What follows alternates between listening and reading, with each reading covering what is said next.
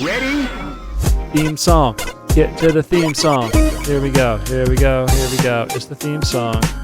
Hello. Theme song. I have a theme song. I made this theme song almost 10 years ago, Pernell. It's been long. Actually, it has been 10 years ago. 10 years ago, I made this theme song. Hasn't it been it did get remixed, but it wasn't a permanent remix. There was...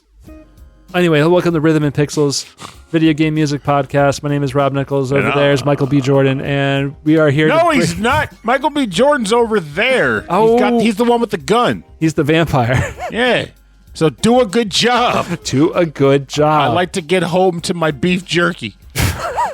I'm Pernell. Anyway, very first episode, I made a theme song. Second episode, I made it added more instrumental song. I add more instruments and elements to the song. But Yoshi's was permanent. And then the rest, and then I just left it because I was like, this is actually really good. And at this point, everyone kind of expects the music to start. So I'll leave it. I'll just leave it the way it is. I made a remix of the VGM Jukebox theme song, which is really just a track from a video game. So I remixed that, and that felt really good. Well, you can change the opening if we do a reboot. We ever do a reboot? Rhythm and Pixels reboot. I don't know how that would work though. It's like we pick up 32-bit or something. I don't know. It's a virtual reality podcast. What, rhythm and polygons. You put on the headset and you're just in your living room listening to a podcast. That could be. Yeah, I could do it. we could do it. But I feel like if we did rhythm and polygons, the abbreviations. Yeah. We're at the workshop that one. A reboot. What would the reboot of Rhythm and Pixels look like? I guess. Well, I guess rhythm. Ollie's not old enough to take over, unless all you want to do is talk about dinosaurs and. I could adopt a child, Storm, specifically to be me. Yeah, you have to take over the podcast when I'm gone. There it is. Like, this is you, child. Do you want my fortune? My 1,040. That pretty much, yeah. Then you can have it. Yeah. No. You want my You want these PS1 games? What's a PS1? Well, I guess no one would ever ask that because if there's a PS5, there had to be a PS1. It's good. It's not like the old Xbox games are worth nothing now because no one knows what version's next. Pretty much that, and you can't hook the stinking thing up to anything. Like, the Xbox is hard to find. It's an ungodly, unwieldy device. The original you're talking about. Yes, but that said I want one because I want to play my Jet Set Future on it. Can you play that on? That's not out anywhere else? It got backwards compat on 360, but I keep hearing people say like something happened where like it doesn't always work or some jazz. I'll emulate it. I mean, I played it on 360, but I don't know. Well, I guess I should consider emulation. But anyway, the point is I own the disc. Yeah. So I should be able to play it on a machine. It's there on the shelf, and I look at it being like, I wish I could play you. If I could play you, which I probably could if my 360 was, but the point is, I would take a original Xbox just to play Jet Set Radio on. Big, weird black and green box. With the potato. The thing looks like a big potato. The person who was like looked at a can of Mountain Dew. Well, which is funny because they had a can of Axe body spray, and then a can of Monster, which hadn't been out yet. And they're like, I'm gonna make a game console that's super awesome. I guess now that you mentioned it, Monster wasn't a thing yet, which disturbs me to realize because Monster feel like has always been, but that was when all we had was Red Bull and was it Balls? Yeah, Balls. Jolt had kind of a reboot for a while. I don't really consider Jolt in that family though. Jolt was just a soda that was highly caffeinated, but it wasn't marketed as an energy drink. No, but it was definitely marketed as it was there. Caffeinated soda. I drank a ton of it in high school. Like, I was obsessed. Not good. Maybe that's why I have problems these days with caffeine. Dun, dun, dun. Yeah, dun. Yeah. What's the other one? There's a Monster and there's something else that's very similar. It's like adjacent in my brain to that thing. There was Balls. There was Monster. You keep saying Balls. There was Red Bull. And God, Balls was so good. I didn't touch that crap. Like cotton candy. We got donations for MAG. I drank like 2 or 3 bottles because they were free. The DDR tournament I did at Kahunaville, they sponsored it, and I just emailed them and I was like, hey, I'm doing a small DDR tournament with a bunch of other Bimani games in Delaware. You want to sponsor it? And they sent all of those. They sent me like 2 or 3 cases of Balls that I just gave away. And then the Cobalt Flux did the same thing. Cobalt Flux DDR pads. They gave me 2 for no reason. They just gave me 2. Why not? And then I gave them away like a fool. They did the job. Yeah, but anyway, weird, man. Marketing is and advertising is a different thing these days. We were talking about energy drinks. Yes, bad for you. No, they're not. They're very healthy. You should drink as many as you can in one sitting. In one sitting. One sitting. Oh my gosh! Yeah, go to Panera. I am not a doctor. Medical advice from the podcast. Which podcast are you listening to? It's the one with Dr. Rob and Michael B. Jordan. That's right. Dr. Michael B. Jordan. He's the one holding the gun. But we probably shouldn't do too much more because that's Rhythm and Pixels chat. This is the actual episode. If you want Rob and Pernell being silly for like a half an hour, go listen to the last episode. That's what we do. This episode is classic Rhythm and Pixels, where we listen to video game music based on a very loose theme, and we chat about whatever. But funny enough, the theme for this episode, yes. Well, the theme is loose, but it came for a specific reason. Yes. So, what was inspiring this theme today? So we were reached out to by Patrick Scalina. I may be getting the name wrong. If I am, please don't shoot me. That's Michael B. Jordan's job. That's Michael B. Jordan over there in the corner. So he reached out mentioning that a game that he had composed for was on the way out to consoles, referred to as Mouse PI for Hire, which coincidentally I also had a genuine interest in, but I probably would have slept on buying it for a bit if it weren't for this reach out. But I was like, hey, he's like, would you like to, talk about feature my music on your show? I can give you guys the soundtrack so you can listen to it in advance. I was like, yeah. I mean, it incentivizes me to get the game and combine my love of playing with, the actual featuring of a track. Yeah. Getting like the music out there and promoting. Yeah. So I ended up buying the game, playing the game a bit, listening to the soundtrack that he submitted. So the game is about a private detective, but it's also a first-person shooter. Yeah, it's a first-person shooter, but it's got like that kind of like noodly rubber nose animation. Yeah, noodly arm. Rubber hose. Rubber hose, yeah. So it's like that old, like black and white Mickey Mouse style, which is really cool. Really absolutely great.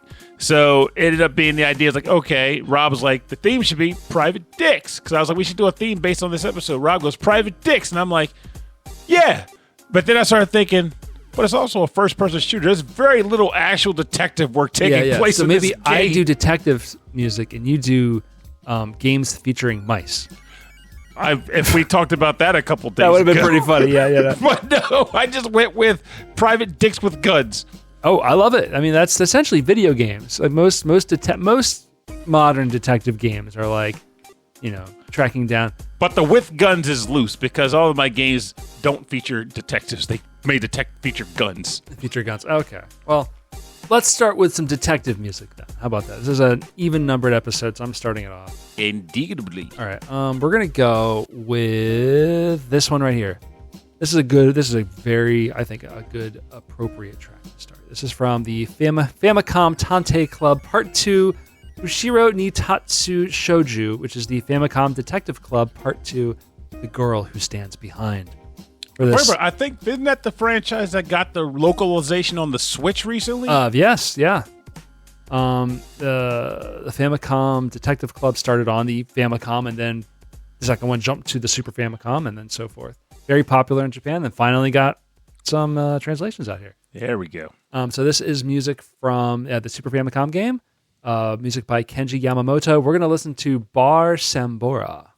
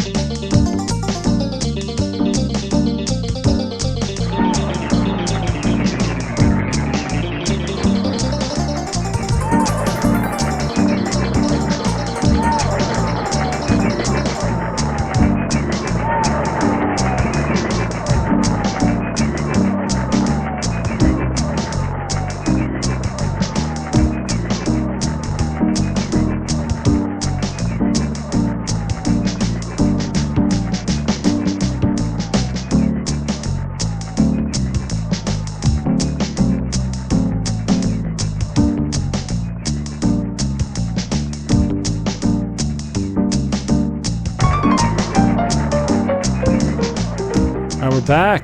This is music from the Famicom Tente Club Part 2, Ushiro ni Tatsu Shouju. Don't know why my voice started doing that. Yeah, it's the Famicom Detective Club Part 2, The Girl Who Stands Behind, for the Super Famicom. Music by Kenji Yamamoto. The mystery is that there is a girl soaked in blood standing behind, who appears behind people Oh. In a school. Like, people are walking down the hallway and suddenly someone sees a girl covered in blood behind somebody. Ooh. That's the mystery. I don't know. That's scary. That's all I know. It's a point and clicky kind of menu driven, lots of dialogue options. Looks really cool. Yeah. So I haven't tried these at all, obviously, but knowing that there's localization, maybe I'll check it out. It rated pretty well too. Yeah. When I saw it, but that would require you to buy a Switch. I would need to buy a Switch, yes. We know how that's going to go. You know, where I'm at right now is I could get the ROM and play the Japanese version and not know what I'm doing. It's probably got a fan translation, I'm too, sure, yeah. There's probably one out there. It's an old enough game. But yeah, there's early detective games. Yeah, other than that, all I can think of as far as detective games goes, Deja Vu for the NES, right? Yeah. Definitely would be Deja Vu. I was going to say Shadowgate, but that's not a detective game, despite it being a game that still has the point-and-click variety. Right. I just always hear those games get mentioned together, so I just kind of pivoted right towards it. On the PS4, we did what's it called, the PS Plus network or whatever, where you can like stream games. Was our PS Plus? Is it called PS Plus, where you can stream games on their service? Yeah. It's like a subscription thing, and you can play mostly PS3 games. And we played through... Or PS Now. PS Now, that's what it was called. PS Plus is the freaking online play capability, but bad. Yeah, whatever, yeah. So we did that for a while, and we were exploring. There were some Agatha Christie, Detective Poirot games, and they were a little awful. Really? That bad, huh? It was like... go in this room and find this thing, and then listen to this dialogue. And hey, can you help me find my pen? And you're looking around for it's just was not interesting. Not interesting. And I was like, it's gonna be silly. It's Detective Poirot, but still. I mean, that makes sense too. Like, I didn't get into any of these games until friggin' Phoenix Wright on the DS of all things. I just ignored them before that. Yeah, I'll say this: I steered clear of Phoenix Wright on this episode. That would have been like. Yeah, that would have been easy peasy. It was good music. We've played enough. That whole episode's on Phoenix Wright? But what about Apollo Justice? Apollo Creed Justice? Maybe we'll start some Apollo. How many games does he have? Well, Apollo Creed Justice has 0 because he's not real. You see, he gets in that the courtroom ring, and he just starts punching the judge. Gets in the squared circle. Oh God, this is Hollywood Squares. Circle gets the square. No, but how many Apollo Justice games do we have? Well, I guess there's one with his name on it. Okay. But he's in at least 3. Okay. You know, if I had to have a public attorney and they said, okay, you can have such and such, or Apollo Justice, I'd be like, I'm Apollo Justice. Well, unless you're guilty and you're trying to beat the rat, then you would not choose Apollo Justice. Well, he's a bad public defender? No, he's good, but he's all about the justice. And if you're not who you say you are, then he'll probably try to make it so that he loses his own case. Well, I mean, you know what? Everyone deserves a fair trial. No, you want to win. Yeah. so I don't want to. If I did the thing, I don't want Apollo Justice as my representative. If I did the thing and they cannot come up with enough evidence. There are literal cases in the Phoenix Wright history where he's representing someone who's actually guilty. And then he lets him... And he figures out a way to get him popped anyway. Oh, that's terrible. I would never want this guy. No, they're murderers, so yes, you do. He was representing a murderer. Right, if I was the murderer, I would never want Apollo Justice on my side. That's right. Now you're catching on. So wait, Or if you're a bank robber, you would not want Apollo Justice. That means Phoenix Wright's a prosecutor. Is that right? No, he's a defender. But the thing is, he was defending someone who was actually guilty. Phoenix Wright. Phoenix Wright is, and so is Apollo Justice. They're both defenders? Yes. Oh, that's right, because they're going out and trying to... That's crazy, man. Yeah, they did. Well, the whole premise of Phoenix Wright is that it's a fantastical version of the world where crime gets speed ramped, basically, where everything goes through one trial and you're sentenced within like 3 hours, and that's it. Oh man, that's rough. But it's efficient. It's efficient when there's a world full of crime. This is our future. In a world full of crime, you ain't got no time. There's going to be like 4 people with DSs being like, I'm just... Well, I'm clicking the clues as fast as I can. Yeah, we're working on it. This is our future. Well, okay, it's time for my rebuttal. Let me just get in my chair and start the shmup. Yeah. But anyway, detective games. Detective games are going to come down to either looking for clues, talking to suspects, right? Or it's going to be... I'm looking for clues, but I have to shoot out my way to get there. Or I'm just trying to solve a mystery, but even though I'm not a detective, I still have to go through the process of finding information, processing the information, coming to a conclusion, and solving the case. The first detective game I played was not, I guess you could call it a detective game, was Dick Tracy for the NES. That's like saying my first detective game was like Who Framed Roger Rabbit. Dick Tracy was pretty terrible. It was pretty rough. Those games were. I mean, so was Who Framed Roger Rabbit. That game makes no sense. At least Dick Tracy sort of makes sense. Where like you're tracking the clues, I guess, but it's hard. Everyone's shooting at you. Oh yeah. You can't shoot back because you're a detective. Yeah. If you shoot, you have a gun. But if an enemy comes at you who's not armed and you shoot them, you lose health. Oh, really? So you have to unequip your firearm and then punch them. That's actually kind of funny. Because they actually are trying to still assault you. Yes. But if they're not armed, you get in trouble for shooting them. That's right. That's just ridiculous. It's bad. How did Dick Tracy become so, like, get into the public eye? There was that movie with... It was Disney. Was it Disney? Did they do it? I'm going to check with the internet power, but I'm pretty freaking confident Dick Tracy was a Disney movie. Yeah, it was. Oh God, 1990. Oh my goodness. See, I'm old but effective. Yeah. I know what I'm doing. Now I'm Prune Tracy. There's a Simpsons reference. This really explains a lot, right? I knew it was starring Warren Beatty. I didn't realize it was produced and directed by Warren Beatty. He wanted everybody to know Dick Tracy was a thing. It was like, hey guys, he's not just a Sunday comic strip anymore. But yeah, I remember that was really popular. I think there was like a TV show. I don't recall the TV show. Toys. Only thing I remember about Dick Tracy is that one of his villains was Flat Top. Flat Top. I remember Flat Top. Yeah. That's literally the only villain of his I remember. I'm sure if I heard it, I probably would remember, but Flat Top is the one. And his whole thing was he had a box haircut. No, it was Danny Elfman on the soundtrack. That's pretty cool. And what villain did he perform? The Elfman. The Elfman. He sprinkles magic dust as he robs banks.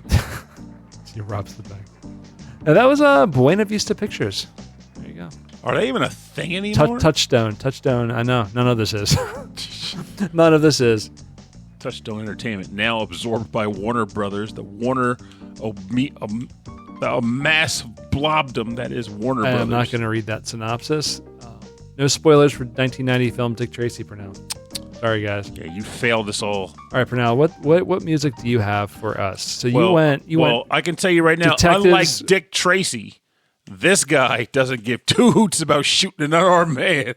Is it L.A. Noir? Is that what we're doing? No. Remember, I'm featuring the guy. I'm featuring Patrick Scalina, so 2 of his tracks are going to be from Mouse P.I. Okay, cool. But to be fair, I gotcha. They're both great tracks, so I don't care. Awesome. But yeah, this mouse will absolutely shoot an unarmed guy. So this is the track title Sling, Sling, Sling from the game Mouse P.I. for Hire, composed by Patrick Scalina.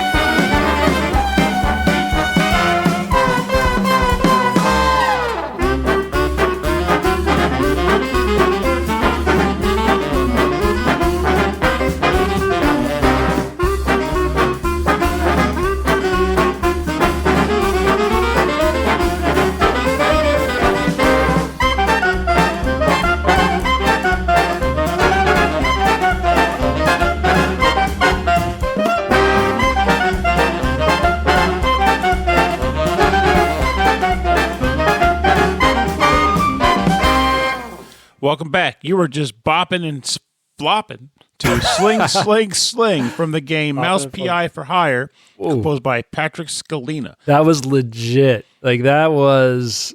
I mean, I was like expecting that style of music, but that was right on it. Yes. That nailed it. It's very, very good. And that was great. You're going to hear one more track in this episode from this game, but it's safe to say that I think the music does a great job of not only just sounding good, but also propelling you through the actual game itself. So the first night I played this, I just wanted to make sure I had an opportunity to play it before this episode proper. But I was also running behind because life's been pretty manic lately. So I was like, oh, well, it's midnight, 12:30 or so. I'll boot it up and play for like 30 minutes just to get a feel for the game. I went to bed at 3. And I had to be awake for work at like 8. So, yeah, the game definitely kept me up because now it's a lot of fun, but these bops are really hitting where they need to. So, long story short, I think I described it earlier in the game, the episodes, that you're just a mouse detective who is solving cases, but the solving of the cases is actually just going from location to location, shooting guys with your gun, and kicking them with your cartoon boot. Or punching them with your cartoon fist. But like if the music is as legit sounding for what it is, the graphics are just and the animation is just as on that level. Oh, it's absolutely spectacular. It's great. And the thing about it too that I also like is that when you do the graphical settings at the beginning of the game, or just the overall experience settings, you can, that's obviously you can change the filter, the graininess of the image to represent like more of a classic, television program. But you can also add like crackle to the music, so it sounds like it's being played on a record. Oh, I love that. They did a really good job with it. That's so cool. Yeah, I would love to do that too. I mean, I don't know. I am terrible at first-person shooters. It just always turns me off to the point where not that it turns me off, knowing that I'm going to have a hard time playing it, I'm not going to have a hard time. The thing is, I've never been good at them, but if the game hits me in the right way... Watching you play these things, I'm like, you know what you're doing, though. You can speak that language. I never got it. I never picked it up.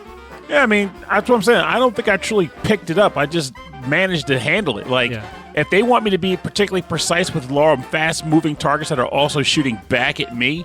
Oh, I'm like, I need to look for cover because I can't be precise. I'm not precise enough to run and gun against a distant moving target that is firing back at me with far more precision than I can evoke. So, no dice. But I will say, I think this game is something I'm going to see to the very end because I'm enjoying it. And it's not overly complicated, because that's another part about my current life. Like, yeah, I like complicated games. I like deep puzzlers. I like strategy games and all, but with the amount of time I get to play stuff and the amount of energy I have when I do, sometimes I need something that's I can just pick it up and all the controls come right back to me. Yeah. The objective is can be stated in one sentence. Yes. Go forward and shoot things. Like, okay, I can do that. And the controls are not overly complex. I don't have to like master a series of button inputs to have an actual manual inside the game to say, here are your 20 moves you can do. Nope. I just need to get this done.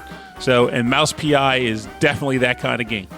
I love that. I love that they have been so successful with the look and the sound and the feel of it, but also giving you just that experience that you want. I think I got to make a comment too, just to get it out of the way in case someone's listening and they're like, duh, this guy's a paid butt. If this game was terrible, I'd have said it. We probably wouldn't be doing a whole episode on it. Oh, no, the music is still good. The music rocks. It would just have been, oh, this is a great track. Too bad the game sucks. But, Yeah. But definitely, well, we're going to have links to the game and to the soundtrack also. I'm not sure if it's on, is there a Bandcamp for this one? I believe that's where we got the track from. Where the track from. But yeah, you can find it on YouTube, but definitely support these artists on Bandcamp because they work very, very hard, and you're going to be listening to this music as you play the game. So, and if you go to the website, try to look up information on the game. Oh, you'll find information on the game, but not so much on the composers specifically. So that's all out there. And it's wonderful. We're going to go into... All right, we're going to go into classic PC games, Pernell. Wait, Classic what? PC games I've never played. Woozle Wazzle? Yes, that's of course games I haven't played is most of the show, but definitely not this one. I played a lot of King's Quest, played a lot of Space Quest, never played Police Quest Until now. So Police Quest is one of the Sierra Games series on the PC, where they were kind of like detective games, but they were also very much like Police Simulator, where it was very strict about what you could and couldn't do because you had to follow the law. Otherwise, it would send you to jail and game over. It's no longer a police quest. But I think it was that was mainly the first one. I think it was after the first one that it started becoming more of like detective stories, like trying to find killers or a serial killer. This one is Police Quest 2, The Vengeance for the PC. We're going to listen to the intro music as it was played from a Roland MT32. Because a lot of these old DOS games, the computers that originally played them didn't have sound chips installed, so you'd have to, if you were lucky, have an actual module, like a synth module that you would attach to your computer, and it would play MIDI from that. So that's what this is. It sounds pretty good. This is music composed by Mark Seibert.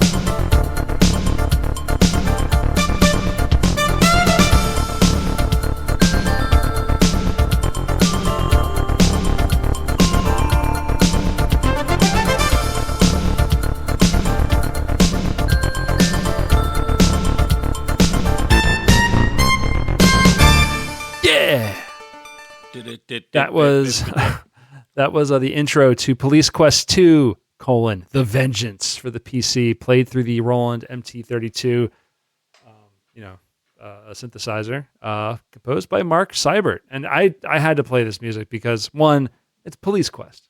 It's kind of like the classic, it's part of our history of gaming history. It's part of gaming history is what I wanted to say. But also, it sounds like classic 80s cop music, for a cop show type thing. Oh, it sounded great. It's great. I was it sounds like a getting that TV vibe show. from it, listening to it. Which I really, really like. Something about that fake synthesizer horn that's like bing, bing, bing, bing. I just love that sound. You got the Beverly Hills Cop street beat. Yeah, it's got that. I always think of Gloria Estefan and the Miami Sound Machine. When I hear that really fakey sounding synthesizer horn. I gotta figure out what that. I never heard that before. The fake no, horn? Specifically they said Gloria Estefan. The Gloria Estefan, the Miami Sound Machine. Yeah, they're all the rage and. Yeah, what was her? Yeah, remember? Do you remember Gloria Estefan? I remember her by name, but Yeah. I don't remember anything about what she did. Her group was called the Miami Sound Machine. Okay, All right, and she is married to Emilio Estefan. I mean, to be fair, when her career started, I was 13 or so, but still. Yeah, I was pretty young. What was the big one? I think I'm in love again. Conga was the huge one. Oh, that was Dope Sean. Like, do that song I know, but do that conga. Yeah. I don't. I'm destroying it, but that was the big one. Bad Boy, Get on Your Feet. That was really good. Okay, I know a bunch of her songs. Yeah, Get on your feet. Yeah. Come Rhythm is gonna get you. Oh yeah, I know that song too. Get on Your Feet was so good. She was awesome. Oh yeah, these are amazing. Just goes back to show you, I never really know who wrote the songs I like. Yeah, I actually Get on Your Feet. I didn't click with me until you started singing it. Yes. Yeah, that was a jam. Yeah, these are great. I mean, yeah, they're just great pop songs, you know. But something about like that era of music and a lot of her music had that fake synthesizer horn sound that I love. Yes, I love that fake sound. Maybe it was because they couldn't get trumpet players to do it, or maybe it's just because the synthesizer was such a new thing they wanted to feature it. I feel like either of those could be the reason. Yeah, separate their sound. You know, I heard like some Peter Gabriel song like at a CVS the other day. I was like, he could have gotten like some horn section to come into the studio, couldn't he? Like it's Peter Gabriel, but it's expensive work. But yeah, no, it was all synthesizer stuff. You know, I guess at the time it sounded like the future, and now it just sounds like 1985. It was like if he gave me, I guess it also is like saying I could either hire someone who's skilled at the horn, or I could just learn how to program a synthesizer. Yeah, I think it's probably because the synthesizers were so expensive back in the day. It's probably that they probably thought it sounded futuristic. Yeah. And now it just sounds kind of sounds like the optimal futuristic. Now if you talk to some kids about synthesizers, like oh, what's some classic synthesizer music you can think of? They would probably say like Skrillex or something. And they'd be like, wow, don't even do that to me. Don't even do that to me. That just sounds horrible. I don't like the idea of Isn't that crazy old. to think about? I don't like getting old. When my nephew was in high school, he was like, yeah, Bangarang by Skrillex. That's what we listened to. I'm like, oh, no. I just had this inner monologue with myself the other day about just like what's considered an oldie. And I went to round one to play poppin' music. Yeah. Because I've been able to play that mag, but now I have one that's close enough I can go play it when I just feel like it. But I played a song on there that I remember liking back in the day, and I went to look up when the song came out. It's like a 20-year-old song. And that made me cry inside. Like, yeah. God, Peabody's that old now. Yeah, so I had to I have an injury right now on my knee, and I went to go to I can't play DDR for a long time, being like another like month or two. But I went to my orthopedist, and he was like, so you're a runner, right? That's why you got this problem. I'm like, yeah, but I had to stop for a while because I have a kid, so I play a lot of DDR. He's like, what's that? And I was like, well, 27 years ago, I started playing this video game, and I can't stop. It's like, here are these pills. Try these pills. It'll make you stop. And I think it was the running and not this game, even though I've been playing this game for 27 years. Are you getting good at it? No. Yes and no. I was saying, you literally are better than the game, which is why you play this other weird version of it. I know, but it's just funny to be like, oh my god, it's 27 years. Butterfly. Damn Darien. Dynamite Rave, Pernell. Yeah, Dynamite boom, Rave. Yeah, boom, boom, Dynamite Rave, words and stuff, and There's that's same. On a lot of these rhythm game discords, it's kind of a joke that like an older guy will go into an arcade and be like, yo, I'm gonna play like some classics, and all they ever play is they only ever pick like Afronova and like Max 300, and then they leave. Oh god, actually that would be me. Yeah, as sad as it is. I mean, I kept up with the games I play, so I still played new ones, but rest assured, when I played pop music, I was like, oh, let me go play this song from Pop Music 6. And people are like, how do you even navigate the menus? I'm like, don't worry about it. Though, to be fair, they made it a lot easier to do with this new version. Yeah, they've helped. They've gotten things a little better. Oh, no, they just made it that it's localized. Oh, yeah, you can actually read it now. Yeah, yes. Yeah, that's right, because the classic Poppins that they had was still just Japanese imports, right? Yep. Yeah. You do need you need to understand what the menus are. Okay, are you going to play some more Mouse PI, or you're going to I'm going to switch save it up? it. You're going to switch it and save it? Yeah, I'm going to pick a track, and then I'm going to the water closet. Oh, you got it. Okay, get some music. And get some water out of the music closet. For P.I. Hi-yo! Hi-yo. So this is from the game Ion Fury. I chose from this game because I was inspired by, the influences that Mouse PI clearly have from the first-person shooter perspective. And this game is sort of inspired by that same game heavily. So this is Ion Fury. The track is called Bango, and it's composed by Jarko Rotston.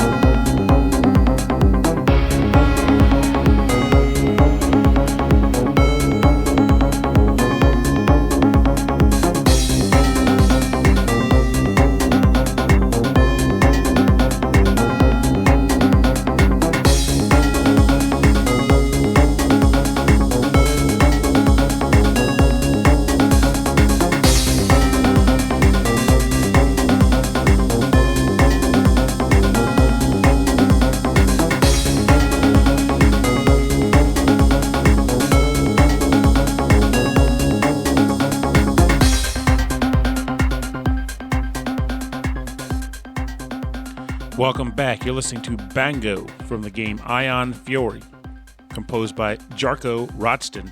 And for those who don't know, this is a game where you're pretty much playing as like a space, not quite a bounty hunter, but I'm going to call her that because it's been a while and I don't quite remember specifically who she is. But basically she's running around, kicking butt, taking names, and a Doom/Quake inspired first-person shooter. Yeah, definitely the grittiness of Duke Nukem-ish a little bit, but definitely Quake inspired because it's got that full 3D thing going on, but the classic full 3D. Yes. Yeah. And it does the job well. The character does like a lot of fun quips when she's speaking. I don't know. The action gets pretty tough because when I played it, I put it on hard mode like a fool. Oh yeah. And it punished me severely for doing so. But I was curious. I wanted to look for this because I'd played it before, but as it goes, I forgot about it because it's been a long time. But I was trying to think. I don't want to just reference Doom again. There's got to be an FPS that I've played that I'm not remembering because I generally don't choose games for this show that I haven't personally played. There may be an exception later, but I generally don't. So I wanted to make sure it was a game I'd played before. I went digging through the carts. I was like, oh, yeah, Ion Fury totally matches up for this. So here you are. The music from this game is very good. None of it, I don't know what type of, I've heard people describe it as like acid sometimes. Oh, this music? Yeah. It sounds like, it's definitely not acid. It's definitely classic techno-y, kind of dancey. It sounds very demo scene-y, like kind of early, not early, like kind of mid era demo scene. So style. less acidic, more basic. Yeah, exactly. Acid Tracks is mainly a little bit faster and is really characterized by like the squelchy bass sound of the 303 synthesizer, which I was like, so its ability to corrode the audio. Trying to do it with my voice. That corrodes the notes. Yeah, it's generally the 303 bass synthesizer, really, really pushed with an envelope on the filter, and then usually pushed through like a distortion pedal. I'm just leaning hard on the idea that I'm trying to figure out why it's called acid, and that's the best I got. Like it corrodes. I think I read. I can't remember why it was called Acid House, but at some point it was just called Acid House. It's a corroding house. Yeah, but it's. I mean, Acid House is also '90s music, Pernell. Well, there goes my bet. A lot of this stuff has made a comeback though, which is kind of interesting. Like the dance music it changes a lot, but then people are like, wait a minute, let's go back and do that old stuff again. That's actually something I need to look into one of these days. All these old bands that are making comebacks, are they coming back specifically to play to old people? Or they just never stop? Or did they never stop and they're just getting new audience? Oh, no. I've seen quite a few where they genuinely stopped for years. Yeah. And they just decided, we're going to produce an album for the first time in 15 years. It's like, what brought that on? Well, people are listening to us again, so figured it's time to get that money. Yeah, I think so. I mean, it's definitely happened in the drum and bass world, but in that world, it's like, no, they never stopped. It's just all these people were underground, and then they got huge recognition in the late 90s, early 2000s, and then it lost popularity, but they just kept going to their core audience, which was me. Hey, it got the job done. And then now it's all back again. But anyway, this really scratches that itch of like that kind of late 90s techno sound that I really like, especially from like video game music. I really like that. So it sounds like you need to go purchase a copy of Ion Fury and Ion struggle. Fury soundtrack. Again, I'm not playing first person. But you might like that. He's like, no. No, I made my choice for now. I commit. Put my line in the sand. Now, this was a side-scrolling action game. Side-scrolling action game. Super Mario Fury. Super Mario Fury. If I had to like hop and bop and I had to collect coins, maybe I could do that. We're gonna go on a lighthearted detective game. This is strolling along from the Touch Detective 2.5 for the Nintendo DS. Do you know this series? Of course. I've never heard of this series. I'm surprised I never have. Oh, I know Touch Detective. The Touch Detective. This is the Touch Detective. But you probably should wear gloves if you're going to touch all that evidence, right? Oh yeah, it's only the right thing to do. This is Toshihiko Tasaki for the Nintendo DS.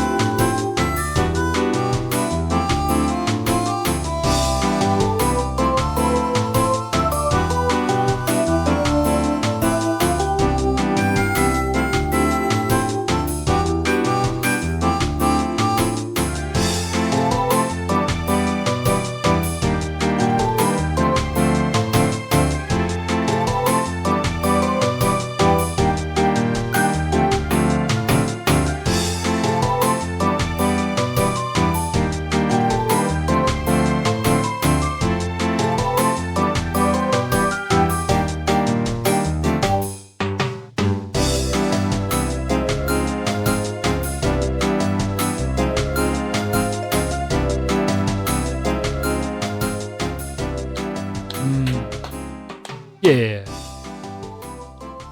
Welcome to Touch Detective 2.5 for the Nintendo DS. Music by Toshihiko Tasaki. This is nice. Was there like a movie with a name like that, like Pint-Sized Detective 2.5 or some nonsense? You think a Pikachu Detective? No. There was a specific movie. Detective Pikachu. That was 2. No! It was a movie where it was 2, but they called it 2.5. Oh, yeah. It sounds like a directed VHS situation. It honestly probably was. Movie sequel 2.5. Aside from Naked Gun. Naked Gun to it, yeah. 2.5 Men? No, it would have been a movie sequel. No. The sequel to 2.5 Men is just going to be 3. 3 men. 3 men. Actually, 3 men. They fused 2 half men into a third man. Or the kid character just becomes 18. Wow, yeah, I have no idea. All I'm getting, Cop and a Half. There it is. Cop and a Half Part 2. Maybe that's what it was. Maybe that's what I'm thinking about. Steve Carell. Yeah. In early days, I guess. I guess so. 2019. That's not too early. Okay, what the heck is Steve Carell even doing anymore? What? Nothing, I bet. There's a sequel to Half Baked called Half Baked Totally High. There's your direct-to-video. Wow, man. 2024? What have I not heard of this? Well, you probably answered your own question. There you go. Yeah. We're old. Someone tried to capitalize on the crappiness of Half Baked with a 2024 direct-to-video sequel. Yeah. Anyway, Touch Detective 2 looks like a really cute detective-style game for the DS. Is that am I on track? But there's no murders. Probably. I'm telling you, you're asking the wrong guy. I just know it's very cute, and the puzzles are very difficult. I bought it, haven't played my own copy. Okay. And I'm also positive one of the mysteries is the case of who the heck decided to write Half Baked Totally Hard. I hope someone got paid for that. I'm sure they owed money for that. I hope there was like no script. They all just showed up and were like, "All right, this is what we're gonna do today." I'm pretty cool. I'm pretty sure at least somebody owes money for that. That's what I'm confident in. I'm still waiting on Detective Pikachu Part 2, Detective Snorlax. No, it would be Constable Snorlax. Constable Snorlax. That'd be pretty good. Oh, man. That was a great one, though. I enjoyed that. The whole Ryan Reynolds of the whole thing is fine. It's just I really enjoyed that story told in that world. I heard that the actual case had some, like, gravitas to it. Like, the kid's parents were dead or something. Oh, yeah. Murdered. No, it was definitely, like, it was cool. He was looking for his parents, essentially. And the thing is, I like when games do what that game probably did with its mysteries and cases, which is... I mean, what the movie did. No, there's a game, too. Okay. So... Oh, right, there was a game, Detective Pikachu. Mm-hmm. Right. So, the idea being that they take a world... 2.5 Pikachus. 2.5 Pikachus. I'm sorry, I'll stop. Go ahead. So, no, I'm fine with it. That'll be a Raichu with a Thunderstone. But they take a world that has its own established rules and make you play having understood or be learning the rules of that world while you play. So, example might be like, okay, the culprit got away from the scene and no one was able to see him. How is it possible? It was broad daylight. Yeah, but there was a cloud of purple haze. What the heck could have caused that? And they might be like, wait a minute. That sounds like he might have had a coughing with him because coughing releases a smoke screen. Wait, do you need to have a knowledge of Pokemon in order to solve the puzzles? That's what I'm saying. I would perceive that to be the thing because if the culprit may have had use of a Pokemon that had a specific shape or an ability or like a trait. I guess that makes sense. Like if you're a character in this world that's a detective in a world where Pokemon exist, you should have like a base knowledge of Pokemon, right? Yeah. In my mind, I'm like, I can't pick up a game and like just know this stuff. It's like I need an encyclopedia, like a Where in the World is Carmen Sandiego style encyclopedia. How'd the guy get in there? Well, clearly he was able to get through this hole in the wall to the other side, take the key from inside, bring it back out, get it, and then open the door. Well, it had to be a Pokemon that what? Mewtwo. No. He's all powerful. He would destroy the wall. He wouldn't have to go through a tiny hole. There's a perfectly Mewtwo-shaped hole in the wall that he just like walked through. Just walked in the room like, boom. Right. But now, like, I like when games do that. Like, that kind of thing. Hell, like, what was it? I feel like Danganronpa even kind of did something like that. They give the world stupid rules. Yeah. And then you have to understand that world's rules in order to properly solve cases. It's not just, well, clearly this guy was drunk and he hit him with a bottle. Like, no, he's actually the world's greatest softball pitcher, and only the world's greatest softball pitcher can hit the button across the lane with a baseball to make the gate come down to crush the guy. Yeah. Yeah, I remember I tried to get into Paradise Killer, which was like it's first person, but you're kind of going around this island of like essentially gods trying to figure out who killed this one character. I really need to sit down and play that one too. I got kind of stuck on it, and I realized I think this kind of like dialogue driven visual novel style game. Maybe it just might not be for me, but it was really interesting.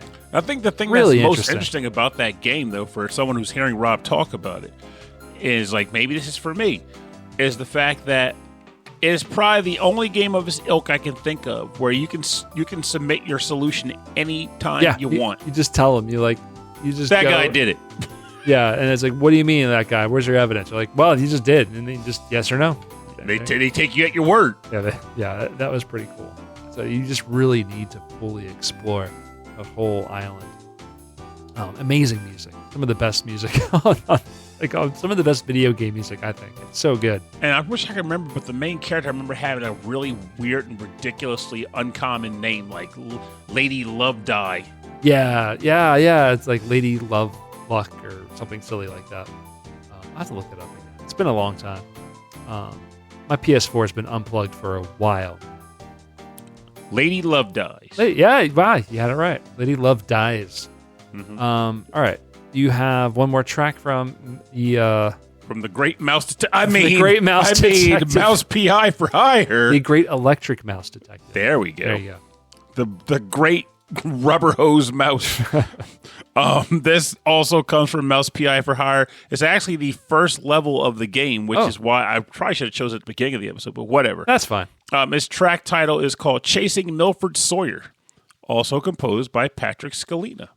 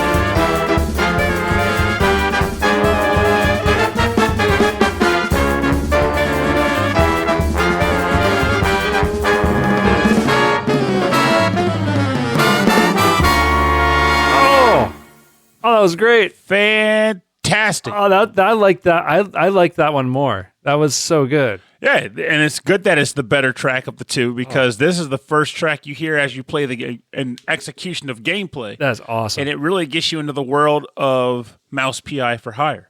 One thing I want to point out, since I've already talked about the game as a whole from the previous things, I want to talk about it again, is that, Rob looked up that this was a full... Yeah. So I was expecting to see this was like software performing the instruments, and he composed the whole. No, they had a full orchestration with a full orchestra here of performers. I am not going to pronounce these Polish names. But the orchestration was by Kasper Milolayuk, I think is the name of it. But yeah, really cool. That's just really cool that they got all these instrumental performers to work on the soundtrack. It's really cool. It did get a vinyl release, which is really neat. And this is some really interesting music. So I'm super into it. It's very, very good. And it makes me want to listen to more of his music, which came to the second point to make, which is that apparently he composed for another game that I have played and didn't even realize called Slavic Punk, which also means this is a good opportunity to plug another fellow friendly VGM podcast, and that if you'd like to actually hear Patrick Scalina speak and talk about his work, albeit in the past, you can go check out a classic episode of Gameable Audio. Yes, by a patron of ours and a good friend of ours, Christopher Shenstrom, Gameable Audio. Yes, correct. He actually interviewed him on his show. So give it a listen. And then continue to listen because it's a genuinely good show. Really good. This is a great track. I really like this track. Mm-hmm. I don't know what it is. Something about just the speed of it and it's high energy. It's high energy, but it goes in some unpredictable places. I like that. Where the notes go in unpredictable places. I just realized what I want to describe it. It's high energy, but it's not caffeinated. Yes, so it's not a Jolt Cola. Yes, it's no joke. Whoa. Well, I guess that is true. It's not an energy drink. It's not an energy drink. Not an energy drink. All right, we're going to move on to turning this track down. Going into the bonus round for now. Bonus round. Bonus round. All right, the bonus round is where we play covers and remixes and arrangements based on our theme. And this is an official arrangement from the game Snatcher for the I think it was for Sega. Can't have my granola for the Sega CD. This is an early Hideo Kojima game. It is a detective game, very much in the vein of Blade Runner. So we're going to listen to the theme of Jamie. This is from the official arranged soundtrack. It's called Snatcher Zoom Tracks. Music composed by, I don't know who, from the Konami Kukahea Club, the in-house sound team. Oh yeah, they're good. But arranged by Yuzo Hayashi.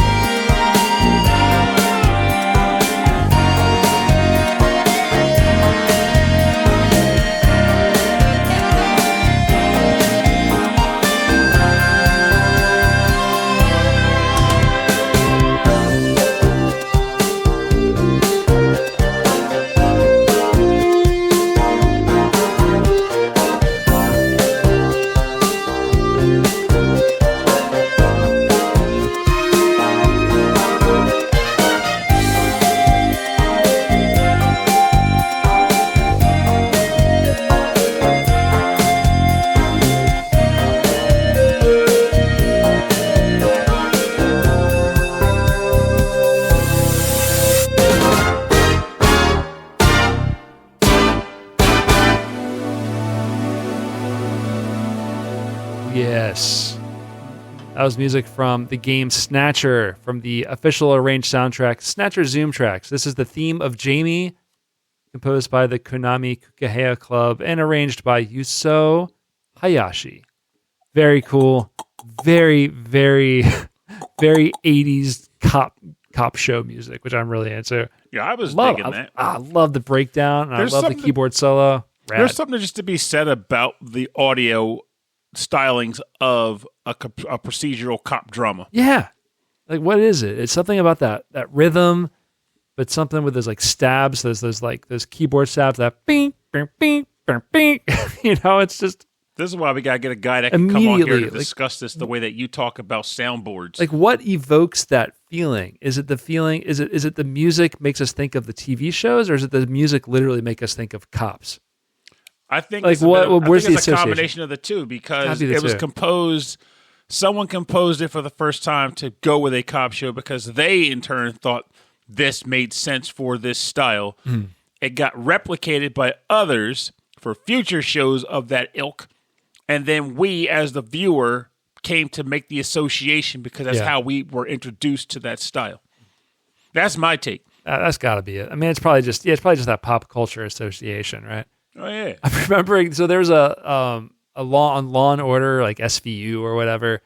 There was a commercial, like an ad on USA for a marathon of Law and Order, and it had Chris Maloney and a bunch of those other like actors on there talking like, "Oh, I like Law and Order because this, and we're always catching the bad guys."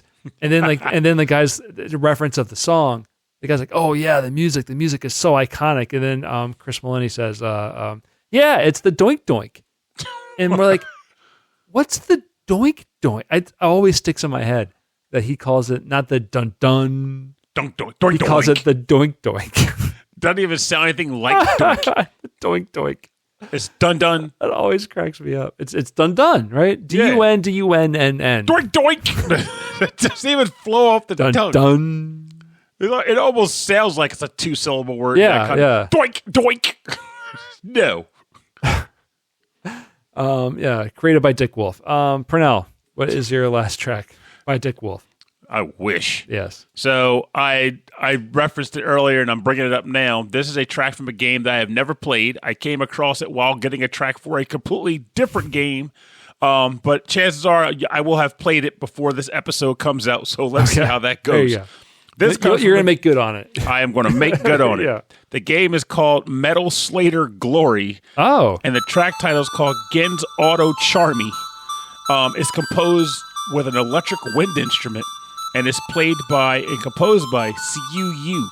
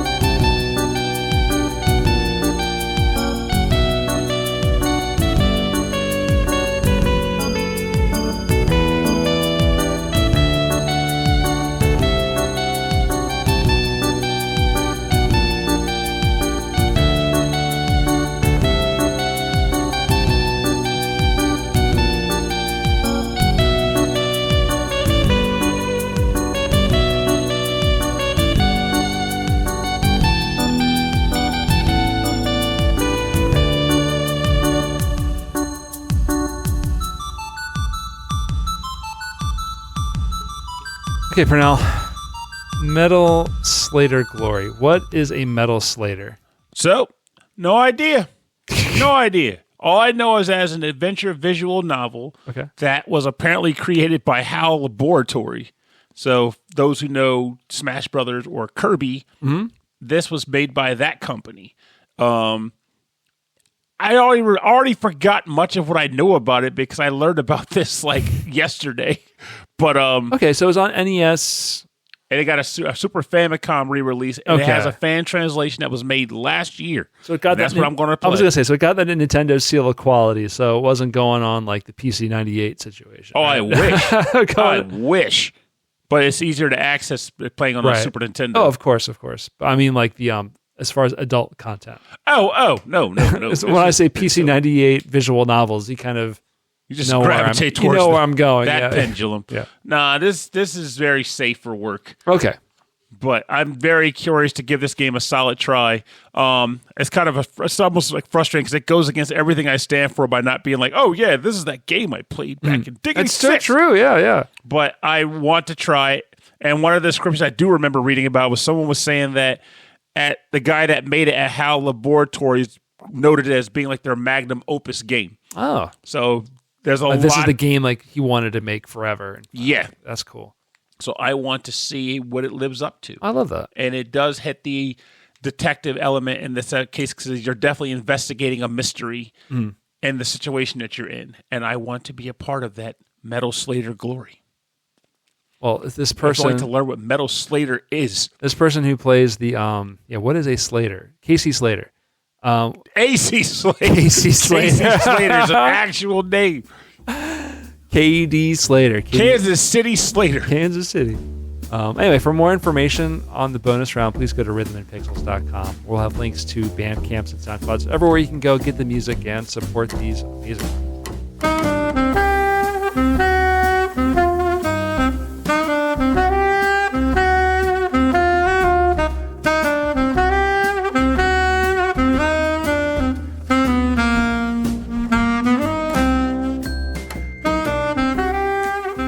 Okay, I want to thank all of you for joining us on episode 39-8 of Rhythm and Pixels. This is music for private investigations and shooting mice.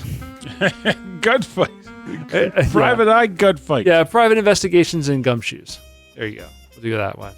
Right, that works. That works out. That's pretty close. Pretty close to what we're doing. He doesn't want the word gun in the title. I don't. Metal Slater I will do. Yes. Metal Slater. Private Eye, Metal Slater. I'll see him at the max. Saved by the Bell. Saved by the Slater. Saved by the Glory. Oh man, I am losing it. Anyway, if you want to get in contact with the show, if you want to say hi to us, if you have a track suggestion, topic suggestion, you can send us an email at rhythmandpixels@hotmail.com. A better way to get in. Whoa! Come on, whoa. Anyway, guys. Kuwabara here. He says, if you want a better way to get a hold of us, go to our Discord. At Rhythm and Pixels on Discord. Yeah, we're there. You can find our Discord linked on our website. www.rhythmandpixels.com, dude. On the website, you get access to all of our episodes. As our podcast feed, if you're listening to it as a normal podcast, only goes back 350 episodes. And there are well over 350 episodes of this show. It's also hard to believe. It's very much so. That I've talked that much. We're old. Anyway, so you can check all that out there. All of the episodes, all of the artwork, every bit of the show is on that website. So all the time, if you're interested, and you can find us on the Discord. The Discord's a great place to meet other enthusiasts, other podcasters. There's a lot of other cool things going on there. If you want to support the show, the best thing you can do is tell people about it. Or you can go to Patreon, patreon.com/rhythmandpixels. There you get early access to episodes, and you get there's some cool exclusive stuff on Patreon, and there are some exclusive things at higher levels that you can get. Like there's cups, like mugs, there's stickers, there's some T-shirts. There's actually some benefits you get with the radio station on YouTube.com/rhythmandpixels. And at the end of every episode, we like to thank all of our Patreon members at the highest levels. screwy here. The microphone is falling down. I'll figure it out later. Microphone checker. Yeah, it got unscrewed somehow. So I want to thank Christopher Senstrom again from Gameable Audio Podcast. Thank you Thank you for the bylaw. very, very much. Did I have this sorted correctly? Khalid, also, again, thank you very, very much. Off Person, Game Fan 44, Kristen, Brian Pitt, Carlos, Kung Fu Carlito. Thank you. Heroes 3 podcast. Cameron Worma, Cam O Worms. He actually sang and played bass on a kind of a short EP that Cameron the Bruce just put out called Please Clap. It's a great track, so check that one out. Steve Miller, Reinhard Silkova, David Taylor, Harold Howard, Tucko, Justin Schneider, host of or co-host of XVGM Radio, another great podcast. Chris Weisner, aka Musashi219, the wise guy himself. Not a podcaster, but a great podcast guest. Yes, he is. Thank you to Rage Cage, Enchilada Regol, Martyrus, host of the VGM podcast, and a great friend. Thank you very much, Martyrus. Zach Thornbach, Antmaster, David Good, Kitty Sparks, Picadillo, Joe Fasayo, and many, many, many, many more. Thank you so much for continuing to support our show. It means a lot to us. Much appreciated. We had what was the topic idea for the next one? We didn't have one yet. No, we wrote something down, didn't I? Nope, I didn't write it down. No, Martyr suggested one. Yes, that's one we're going to do. Yeah, but I don't remember what it is, but we will know. It was something like title track days or something. Oh, that's what it was. It was on the Discord. It wasn't you talking. It was him actually suggesting it. It was title tracks. Yeah. Title tracks, like the name of the song is the name of the movie. You know? What? Yeah, a title track. Oh, so basically like Ladybugs. The track is called Ladybugs. Yeah. So it's the Rob Nichols band, and the album is called We Only Play the Hits, and the song is called We Only Play the Hits. Oh, that'll be interesting. You know what I mean? Like that's what I mean. Yeah. Does that make sense? It does. It's kind of interesting to find them though. Yeah. So this is the Metroid theme from the game Metroid called Metroid. Yeah, I guess not. This is the Legend of Zelda from the game Legend of Zelda. The track title is called The Legend of Zelda. This is from Castlevania, and the track is called Oh My Castlevania. There you go. Yeah. See, it's going to be interesting. Yeah, honestly, Martyrs might hear this episode and go, "You guys are morons." He might Here's what I actually meant. He might have to help us out. Martyrs, he might have to come on and wish. You're gonna have to come on and help us out. All right, thank you all so much for listening to the show, Rhythm and Pixels. My name is Rob Nichols, and I'm Pernell. Have a great week, night, month, year, millennium, and remember, don't jump to conclusions. Things happen all the time. Circumstances be damned, and rather than jump and freak out over absolutely nothing, it's always wise to get your bearings, take in all the evidence of the situation at hand, come to a logical, rational conclusion, and act reasonably. It is the only way to actually come up with positive results without driving yourself bonkers or stressing yourself out needlessly when there's no need to do it. Now, if you don't mind, Michael B. Jordan, please put the gun down. I'd like to go home. I was wondering if we're going to bring him back up again. He is the third Pixel. The third Rhythm and Pixels and Michael B. Jordan. No, it's Rhythm and Pixels and Gunman B. Jordan. Gunman B. Jordan.